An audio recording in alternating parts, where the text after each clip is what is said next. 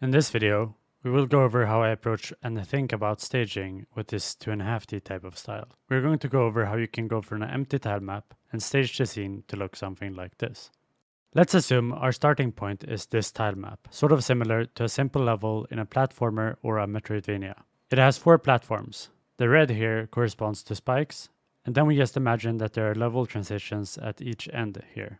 For this scene, I'm going to create a forest scene at the top and then more of a cave at the bottom. We start by blocking in the scene to visualize what we can do with the level. What I mean when I say blocking is to only look at the overall shapes or the silhouette. So while the player might see this, when we are planning, it actually looks like this. This might sound boring, but it only takes a few minutes. And we can see here how well our plan can carry over to the end result.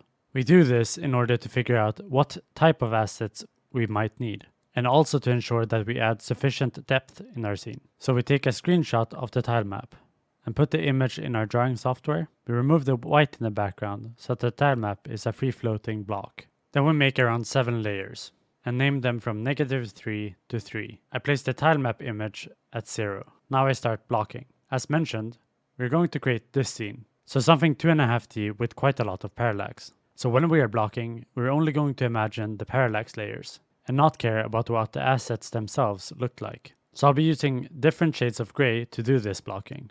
I'm gonna start by blocking out the parts of the scene that are right at the edge of the screen. I do this in order to get a better feel for what we don't need to draw. Then I start by blocking out the platforming section and the tile map itself. I make the platforms slightly larger than the tile map and then round all the edges of the platforms. I do this because I want to avoid really harsh edges, because those wouldn't naturally occur in a forest. Since the tile map consists of flat blocks, I need the level itself to be flat. But any place where you can't jump, I can worry less about making it fit with collisions. So I tend to draw them more rounded. Here's the blocking that we did for the platforming layer.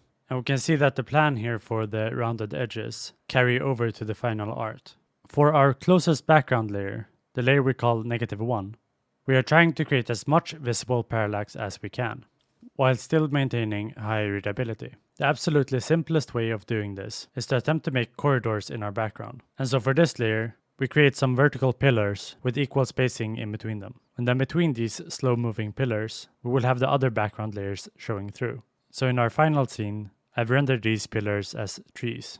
And here we can see that the trees are slow-moving, but in between them, we have quite a bit of parallax showing through, which helps add to all that depth. We also avoid placing these pillars at the platforming sections, because it could negatively affect gameplay. On top of this, I also draw this bridge shape. I don't know what this will be yet. I just know that if I add something here, it would help separate the top floor from the bottom floor. And so we can see that even if I didn't know what shape this would be, I later on made it some kind of leaf bridge. So we approached it according to the shape we needed. Then we tried to think of a type of asset that would fit that shape. For the other parts of the layer, I mainly draw some small protrusions here and there, just to add that depth. Now we can move on to the foreground, or the +1 layer. My approach here is quite simple. I make it as rounded as possible, because even though my platform is flat, if my foreground and background is rounded, it feels significantly more like a forest or an organic environment. The second thing we can pay attention to is to how to maximize parallax. We know that we are going to want several layers to show, and that they might not be huge assets. So it's quite easy to just go around the foreground and create hills and valleys. And wherever we have a valley, we plan on placing a +2 layer asset in front.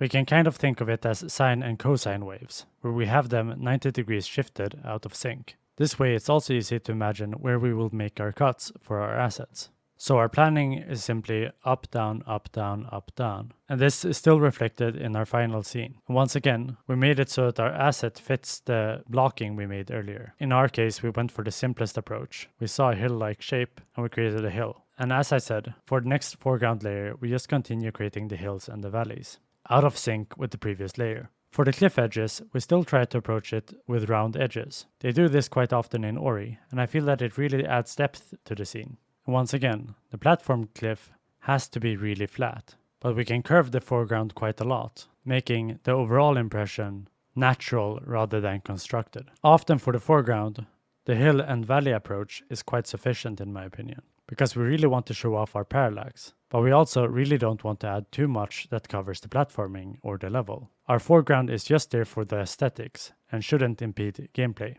For the background, we can add more elements. Often games tend to make really complex background elements and beautiful compositions. In this case, they will probably break their scene into discrete images and design those images to look really good, and then connect these discrete images afterwards. So in our scene, we would maybe have one composition up here and then another composition down here. And we would design these almost as if we're painting an image and then connect them. This can make your scene look even better, but I don't think we should start there when thinking of staging if you are a beginner. The simplest approach is to also go sort of hills and valleys, but then also add some vertical elements in the background. Or with some spacing, draw a shape that connects to platforming elements to really get that extra depth. This wouldn't necessarily create the most beautiful scene, but as soon as you try to add compositions into your scene, you really have to spend a lot more time to make it look good. So it's not necessarily the best approach, and just using this sort of connect platform heuristic can often lend quite decent results quite quickly. But just know that you can also plan for a specific composition ahead of time. Now we have our shapes,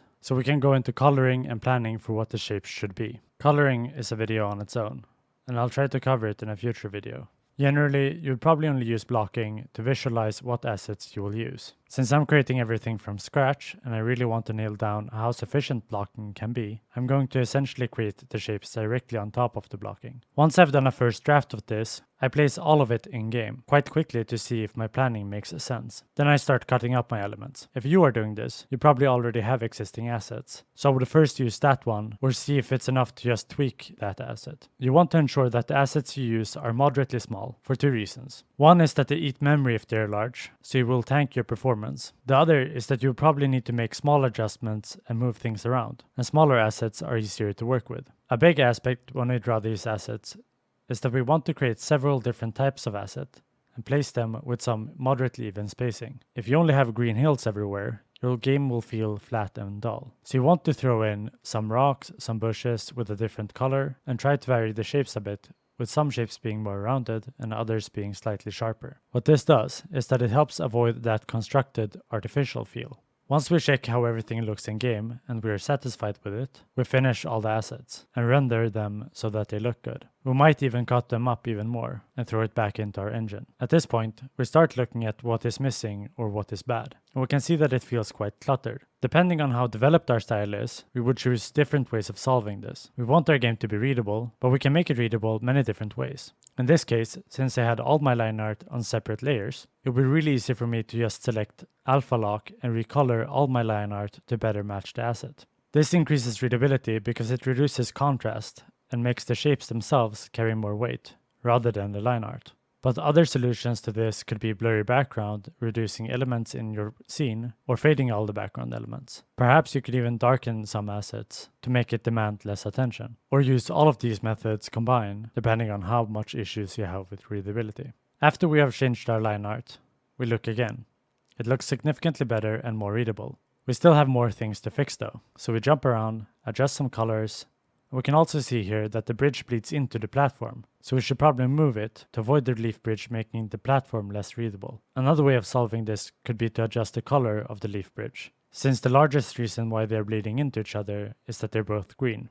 So we can partly think of contrast in terms of value contrast, so how dark or light something is. But we could also look at hue contrast. Two different colors are gonna read better than two similar colors. One thing we notice is that there are a lot of empty space. And just to see if this can be improved, I place some smaller assets I have from earlier videos. I see that it looks a bit better, so I make a few new smaller assets. These were the assets I made, and then I placed them in the scene at the places I felt were the most empty or dull. We can also see that especially the treetop area is really flat in the background, so we add a few trees in order to add some extra depth. On top of this, we can also see that this overhang is really empty and feels kind of jarring in contrast to the rest of the scene. A portion of this is because the cave or pit down here is blue, whereas the overhang is totally gray. So we add these smaller blue bushes, which gives some life to the overhang. Now we are essentially in the finessing territory. We might add some lights. For instance, we have this pit that goes down to the next scene, so we could probably add a light there to signal to the player that that is a place you can go, and not just a dark pit where you fall to your death. We can also add a light at the top up here to make an extra point of the platform up there, and a few lights to make the scene pop a bit more. That is quite often my process, though I often have assets stored and work on individual assets rather than an insane canvas like I did here. But that was mostly to illustrate how well blocking can carry over to a finished scene. If you like this video and want to get a glimpse into how I often draw my game art, you can watch this video, and feel free to comment if you want to suggest a topic for another video. Bye.